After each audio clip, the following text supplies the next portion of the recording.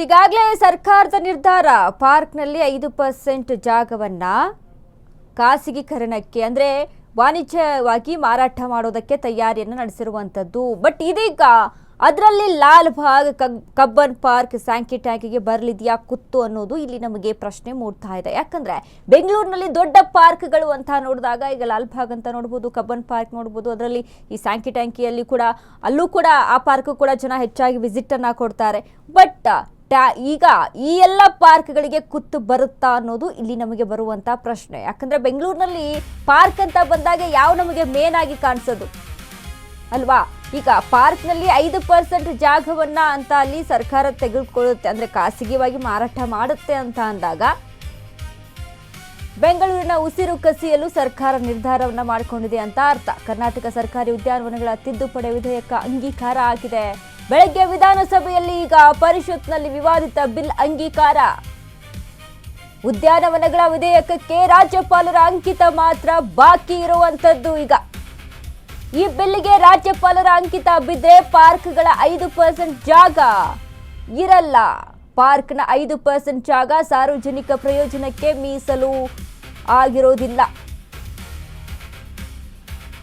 Lal Bagh, Cubbon park, Sankey ಟ್ಯಾಂಕಿ ಇವಕ್ಕೆಲ್ಲಕ್ಕೂ ಕೂಡ ಕುತ್ತು ಬರುತ್ತೆ. ಹೌದು, ಬೆಂಗಳೂರಿನಲ್ಲಿ ಈಗ ಏನು ಪಾರ್ಕ್ಗಳಲ್ಲಿ ಇರುವಂಥ 5% ಜಾಗವನ್ನ ಮಾರಾಟ ಮಾಡೋದಕ್ಕೆ ಅಂತ ಸರ್ಕಾರ ಮುಂದಾಗಿದೆಯಲ್ಲ, ಅದರಲ್ಲಿ ಬೆಂಗಳೂರಿನಲ್ಲೇ ಕಬ್ಬನ್ ಪಾರ್ಕು, ಲಾಲ್ ಬಾಗು ಈ ಉದ್ಯಾನವನಗಳಿಗೂ ಕೂಡ ಅಲ್ಲಿ ಸಂಕಷ್ಟ ಬರೋದಂತೂ ಕಟ್ಟಿಟ್ಟ ಬುತ್ತಿ ಆಗಿದೆ ನೋಡಿ. ಸರ್ಕಾರದ ಈ ಒಂದು ನಿರ್ಧಾರ ಏನಿದೆಯಲ್ಲ, ಇದಕ್ಕೆ ಪರಿಸರ ಪ್ರೇಮಿಗಳು, ಸಾರ್ವಜನಿಕರು ಎಲ್ಲರೂ ಕೂಡ ಹಿಡಿ ಶಾಪ ಆಗ್ತಾ ಇದ್ದಾರೆ, ಸರ್ಕಾರಕ್ಕೆ ಉಗಿತಾ ಇದ್ದಾರೆ.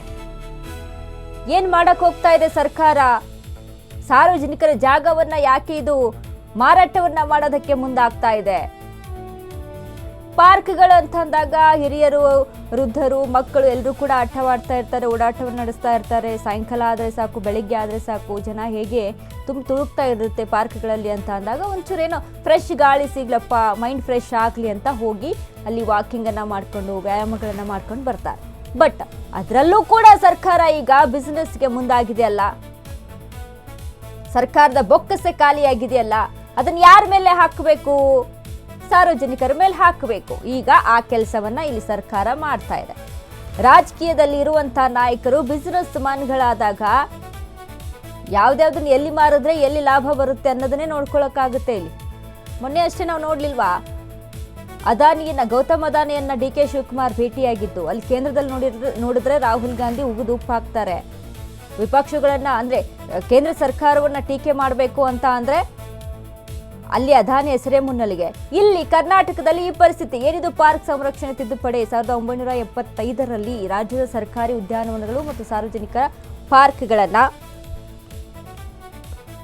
ವಿಸ್ತೀರ್ಣದ ಗರಿಷ್ಠ 5% ಜಾಗ ಸಾರ್ವಜನಿಕ ಉದ್ದೇಶಕ್ಕೆ ಬಳಕೆ,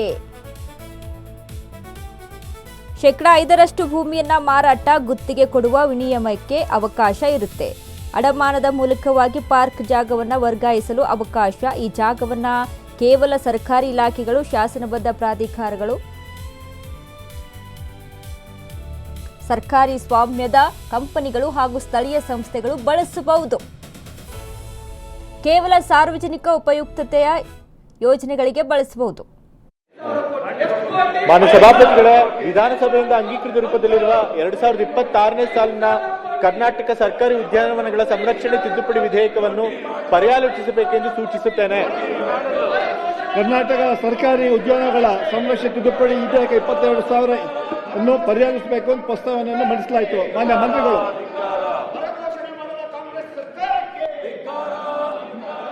ಸಭಾಪತಿಗಳೇ, ಈ ಒಂದು ವಿಧೇಯಕದ ಮೂಲಕ ಸರ್ಕಾರಿ ಉದ್ಯಾನಗಳಲ್ಲಿ ಸುಮಾರು 5% ವಿಸ್ತೀರ್ಣದ ಏರಿಯಾನ ಸರ್ಕಾರಿ ಕಾಮಗಾರಿಗಳಿಗೆ, ಸಾರ್ವಜನಿಕ ಬಳಕೆ ಉದ್ದೇಶಕ್ಕೆ ಇರುವಂತಹ ಯೋಜನೆಗಳಿಗೆ ಬಳಸ್ಕೊಳ್ಳೋದಕ್ಕೆ ಅವಕಾಶ ಮಾಡಿಕೊಡೋದಕ್ಕೆ ಈ ತಿದ್ದುಪಡಿಯನ್ನು ತರಲಾಗಿದೆ. ಸಭಾಪತಿಗಳೇ, ಹಿಂದೆ ಕೂಡ ನಾವು ಉದ್ಯಾನವನಗಳಲ್ಲಿ ರಸ್ತೆ ಅಗಲೀಕರಣ ಇರಬಹುದು, ಅಥವಾ ಏನಾದರೂ ಸರ್ಕಾರಿ ಕಟ್ಟಡಗಳನ್ನು ಕಟ್ಟಡದಕ್ಕಿರ್ಬೋದು, ಅದಕ್ಕೆ ಅಂತ ಹೇಳಿ ಸಾರ್ವಜನಿಕ ಬಳಕೆ ಉದ್ದೇಶಗಳ ಕಾಮಗಾರಿಗಳಿಗೆ ಅಂತ ಹೇಳಿ ಉಪಯೋಗಿಸ್ಕೊಳ್ತಾ ಇದ್ವಿ. ಆದ್ರೆ ಪ್ರತಿ ಬಾರಿ ಆ ರೀತಿ ಉಪಯೋಗಿಸ್ಕೊಳ್ಬೇಕಾದ್ರೂ ಕೂಡ ಕ್ಯಾಬಿನೆಟ್ ಬಂದು ನಂತರ ವಿಧಾನಸಭೆ ಪರಿಷತ್ತಿಗೆ ಬಂದು ಅಂಗೀಕೃತವಾಗಿ ಪ್ರತಿಯೊಂದು ಕೇಸ್ನಲ್ಲೂ ಅದು ಮಾಡಬೇಕಾಗಿತ್ತು. ಅದನ್ನು ತಪ್ಪಿಸಬೇಕು ಅಂತ ಹೇಳಿ ಈಗ ಈ ಒಂದು ವಿಧೇಯಕಕ್ಕೆ ತಿದ್ದುಪಡಿ ತಂದು ಜನರಲ್ ಆಗಿ ಅದನ್ನ ಅನುಮತಿ ಪಡ್ಕೊಳ್ಳೋಕ್ಕೋಸ್ಕರ ಈ ಒಂದು ವಿಧೇಯಕನ ತಂದಿದ್ದೇವೆ ಸಭಾಪತಿಗಳು. ಯಾರು ಮಾತಾಡೋ ಇದ್ದೀರಾ? ಯಾರು ಇಲ್ಲ. ಪ್ರಶ್ನೆ ಏನಂದ್ರೆ, ವಿಧಾನಸಭೆಯಿಂದ ಅಂಗೀಕೃತವಾದ ರೂಪದಲ್ಲಿರುವ ಕರ್ನಾಟಕ ಸರ್ಕಾರಿ ಉದ್ಯಾನಗಳ ಸಂರಕ್ಷಣೆ ತಿದ್ದುಪಡಿ ವಿಧೇಯಕ 2020 ಪರ್ಯಾಲೋಚಿಸಬೇಕು ಎಂದು ಸೂಚಿಸುವುದು. ಪ್ರಸ್ತಾವದ ಪರವಾಗಿರೋ ಹೌದು ಎಂದು ಸೂಚಿಸಬೇಕು. ಪ್ರಸ್ತಾವದ ವಿರೋಧವರು ಇಲ್ಲ ಎಂದು ಸೂಚಿಸಬೇಕು. ಪ್ರಸ್ತಾವ ಹೌದು ಎನ್ನ ಪರವಾಗಿದ್ದ ಭಾವಿಸುತ್ತೇನೆ. ಪ್ರಸ್ತಾವ ಹೌದು ಎನ್ನ ಪರವಾಗಿದ್ದ ಭಾವಿಸುತ್ತೇನೆ. ಪ್ರಸ್ತಾವ ಹೌದು ಎನ್ನ ಪರವಾಗಿದೆ. ಪ್ರಸ್ತಾವ ಹೌದು ಎನ್ನ ಪರವಾಗಿದೆ. ಪ್ರಸ್ತಾವವು ಅಂಗೀಕೃತವಾಗಿದೆ. ಈಗ ವಿಧೇಯಕವನ್ನು ಖಂಡವಾಗಿ ತೆಗೆದುಕೊಳ್ಳಲಾಗುವುದು. ಪ್ರಶ್ನೆ ಏನೆಂದರೆ, ಎರಡನೇ ಖಂಡವು ವಿಧೇಯಕದ ಭಾಗ. ಇದರಲ್ಲಿ ಒಂದು ಕ್ಲಿಯರ್ ಆಗಿ ಹೇಳಿದ್ದಾರೆ ಏನಂತ ಅಂದರೆ, ಈ ಜಾಗವನ್ನು ಖಾಸಗಿ ರಿಯಲ್ ಎಸ್ಟೇಟ್ ಅಥವಾ ವಾಣಿಜ್ಯ ಉದ್ದೇಶಗಳಿಗೆ ಬಳಸೋದಕ್ಕೆ ಅವಕಾಶ ಇರುವುದಿಲ್ಲ ಈ ಜಾಗದಲ್ಲಿ. ಇನ್ನು ರಸ್ತೆ, ಸುರಂಗ ಸೇರಿ ಮೂಲ ಸೌಕರ್ಯ ಯೋಜನೆಗಳಿಗೆ ಪಾರ್ಕ್ ಬಳಕೆಯನ್ನು ಮಾಡ್ಕೋಬಹುದು. ಇನ್ನು ಕೆಲ ಸಾರ್ವಜನಿಕ ಉಪಯುಕ್ತತೆಯ ಯೋಜನೆಗಳಿಗೆ ಬಳಸಬಹುದು ಅನ್ನೋದು ಇಲ್ಲಿ ಒಂದು ರೀತಿಯಾಗಿ ಇದನ್ನು ಮೆನ್ಷನ್ ಮಾಡಿ ಹೇಳಿದ್ದಾರೆ. ಅಂದರೆ ನೋಡಿ, ಈ 5% ಭೂಮಿಯನ್ನು ಮಾರಾಟ ಗುತ್ತಿಗೆ ಕೊಡುಗೆ ವಿನಿಮಯಕ್ಕೆ ಅವಕಾಶವನ್ನು ಮಾಡಿಕೊಡ್ಲಾಗುತ್ತೆ. ಅಡಮಾನದ ಮೂಲಕವಾಗಿ ಪಾರ್ಕ್ ಜಾಗವನ್ನು ವರ್ಗಾಯಿಸಲು ಅವಕಾಶ ಇರುತ್ತೆ ಅಂತ.